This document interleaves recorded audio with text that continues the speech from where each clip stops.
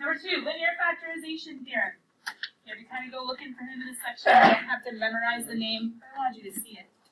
Number 8, lower than upper. Number 26.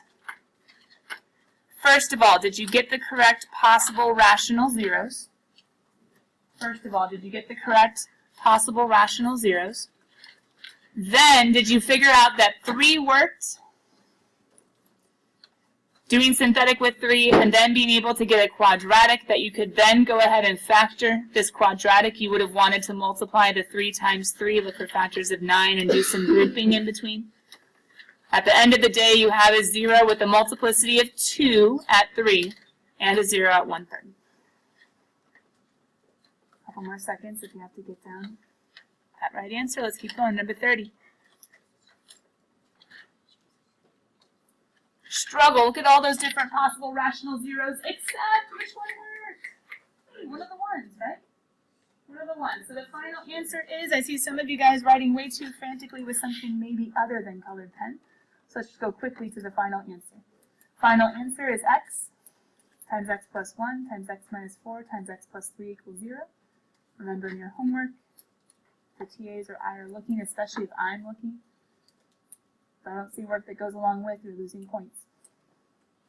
But please feel free to correct if you got something wrong or write it in so you know for later. The real zeros from each of these are 0, -1, 4, and -3. Number 38, you got to use your calculator. What? Good days. Good times. But they were asking you to first figure out what all the different possible rational zeros would have been. Then graph, they say graph to narrow down, graph to find. You guys could have just done Precalc graphing calculator handbook, right? Find the zeros. That's all you had to do for B and C was use your calculator. But they had you find the list of possible ones first. The list of possible ones first. You got them? -2, -1/2, 1/2, and 2. Number 60. What? How did they do that so quickly? That was a 1 and a 4. That would have taken forever. Except, he's a perfect square, y squared, and he's a perfect square of 16. If I have 2 perfect squares with a subtraction in between, can't I factor it into a difference of squares? Some of you missed that one. It would have made life a whole lot easier. Into a difference of squares. Then if you kept going, he could become a difference of squares. He has imaginary zeros. Oh, no big deal, a difference of imaginary zeros. If you were to set him equal to 0, you would have had plus or minus 4i. You can make factors out of that too. If you kept on going to have all the rational zeros, that would be this one. And then all of the zeros, you would keep on going to get the imaginaries and the zeros. So the zeros plus or minus 4, and plus or minus 4i. Number 96 was the last even. And I think we did something super similar to him at the end of class yesterday. Something worked out funny with that example. I think I might have put a 0 in the wrong spot. But when you go to show that it's an upper bound, all you have to do is do synthetic with the number they give you. And if you see no change in signs from the answer, it's an upper bound. Done. And if you see the signs go back and forth, it's a lower bound. Done. That's all you have to do. Do synthetic and say same, upper bound. Do synthetic and say alternating, lower bound. Done. Okay? Now, going back to at the beginning, where is he? There he is. We're going to have just a little bit of work time. Some people at the board, some people on the test corrections. People at the boards, I know there are some of you that don't have a lot of test corrections to do, and you can help other people out and give participation by doing some problems on the board while others are working on the test correction. And if you're not doing anything on the boards, and you don't have a lot of corrections to do, can't you be helping your group working out?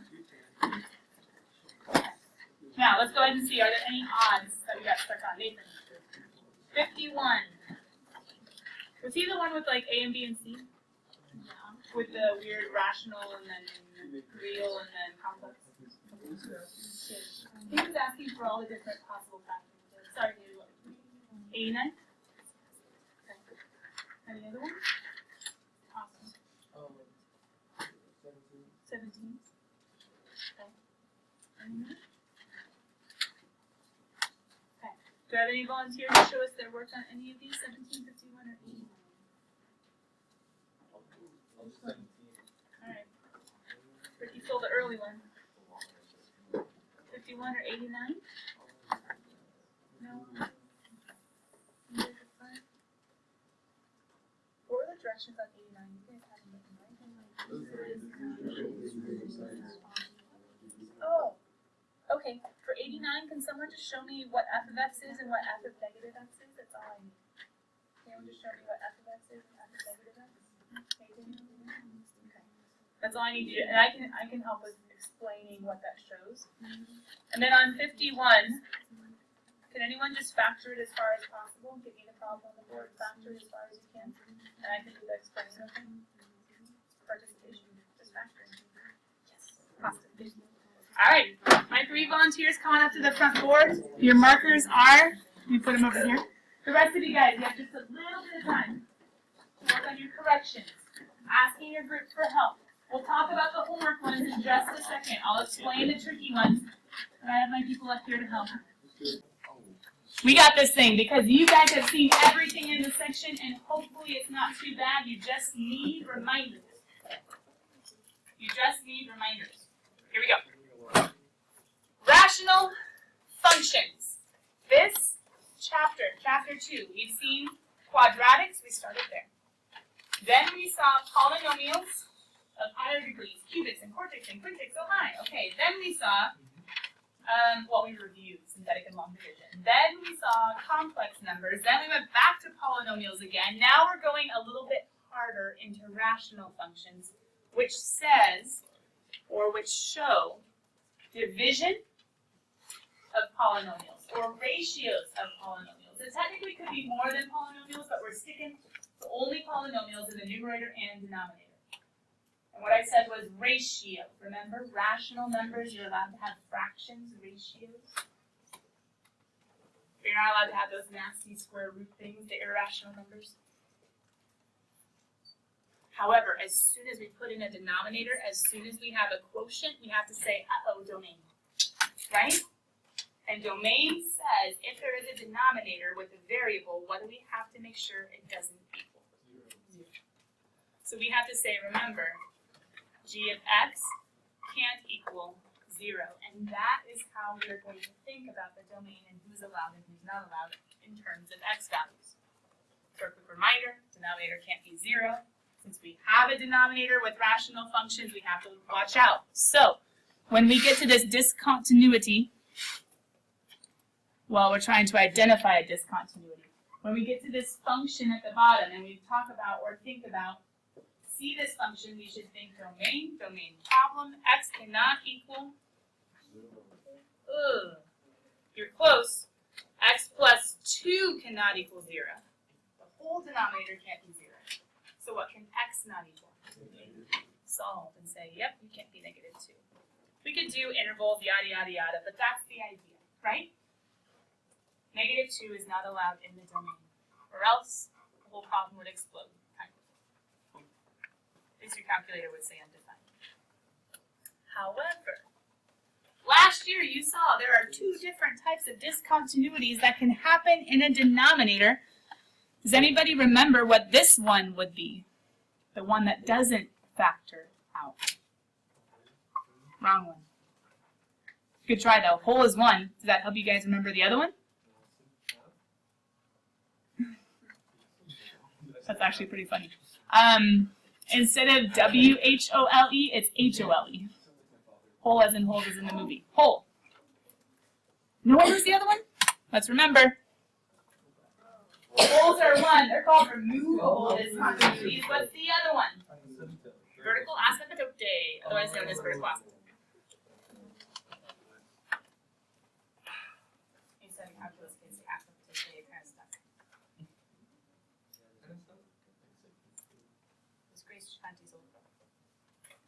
Good runner.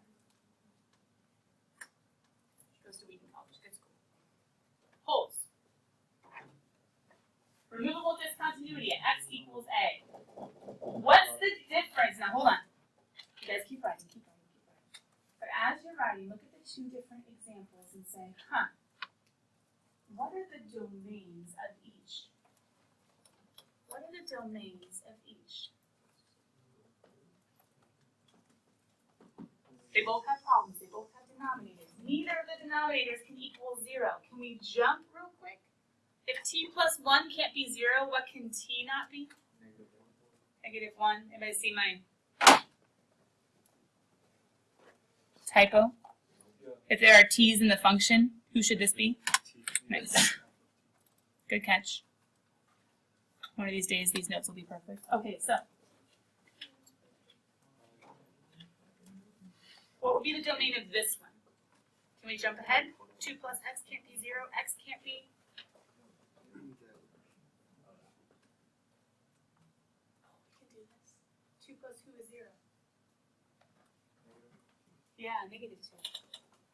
2 plus negative 2. Ricky. When it says occur when, do you mean, is there supposed to be a can after x minus a? Yeah. After? Yes, thank you. One more typo. I thought there were 2 on this slide. Gracias. Exactly, see? Now we can understand why the people who wrote the textbooks, it's okay to have a mistake every now and then. It's rough.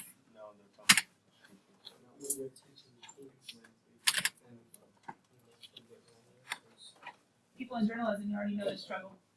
A million people proofread and then there's still mistakes. It's getting better.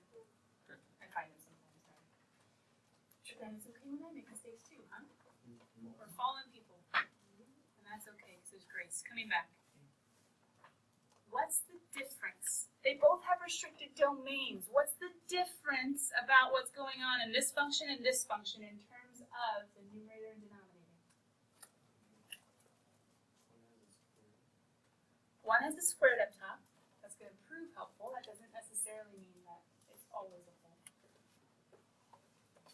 What did you guys write underneath removable discontinuity? What can happen?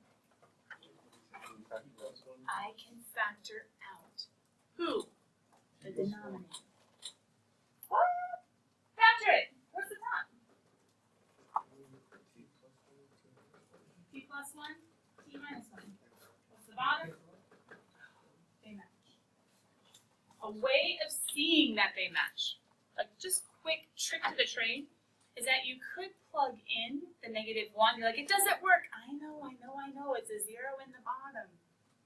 But if I plug in the f of negative 2 down here, it's a 0 in the bottom also. That's not what's new or different between these two. What's different is what's happening up top.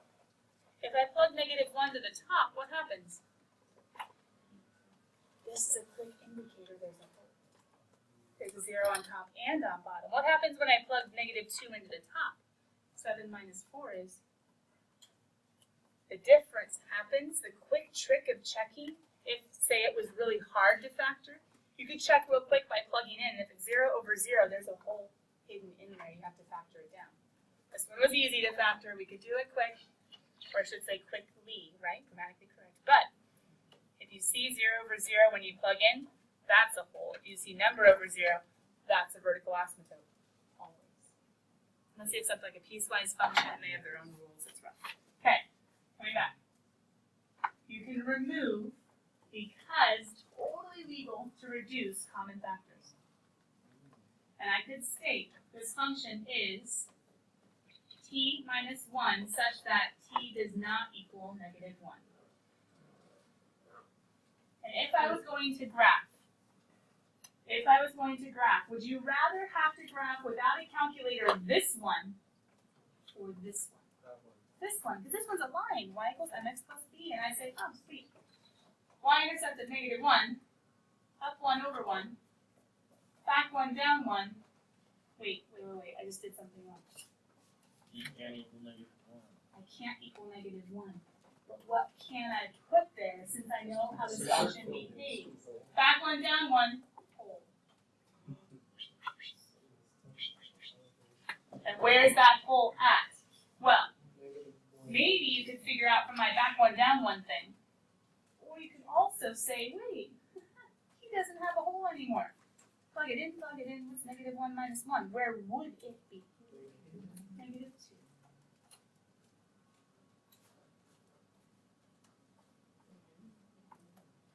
whole at -1, -2. Okay, that's how wholes work. So when your homework says something like factor or simplify first, what they're saying is find the wholes and get rid of them. But still state the domain restriction, because even though we got rid of the factor, because this was in the denominator, t plus 1 originally, we have to say t can't be negative. Vertical asymptotes, factor, no. Oh, but wait, there's a 2 and a 2 and an x, and you just killed so many kids. We can only reduce when our factors match. Do they?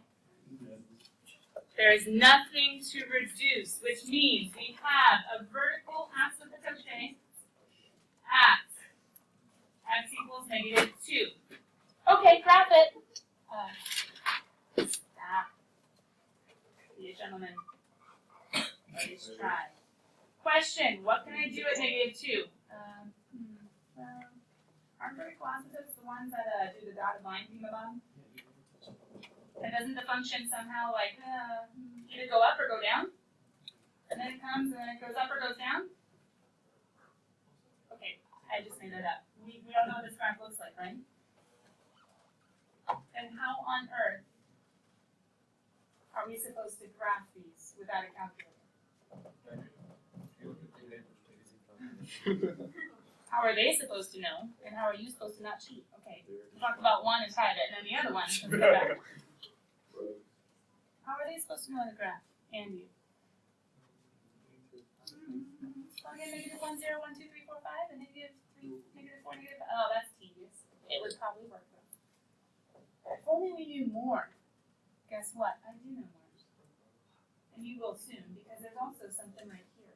Oh, who's that? It's a horizontal asymptote. And maybe there are intercepts. Maybe we can like mark something here and like mark something here, and then maybe we can kind of figure out what he looks like. But we need to review a bit more before that, right? First of all, what's this? Hold on. Come back. One big clue before we get to the horizontal asymptotes, which is kind of towards the latter half. We might have to wait and see those tomorrow. Check the degrees, top wins, bottom wins. They tie. Ratio of leading coefficients, 0, no horizontal asymptote. That's all from last year. Degree test. But before we get to that, one other huge clue that's going to help us is, as you come, are you going up or are you going down? Or are you going up and up? Or are you going down and down? Or are you going down and then up? We need to figure out what the function is doing as it comes towards the vertical asymptote. And to figure out what it's doing, we call that, like we did before, behavior. But not behavior at the ends, like polynomials, but behavior towards the vertical asymptote. And that's what this page is on, behavior. Behavior.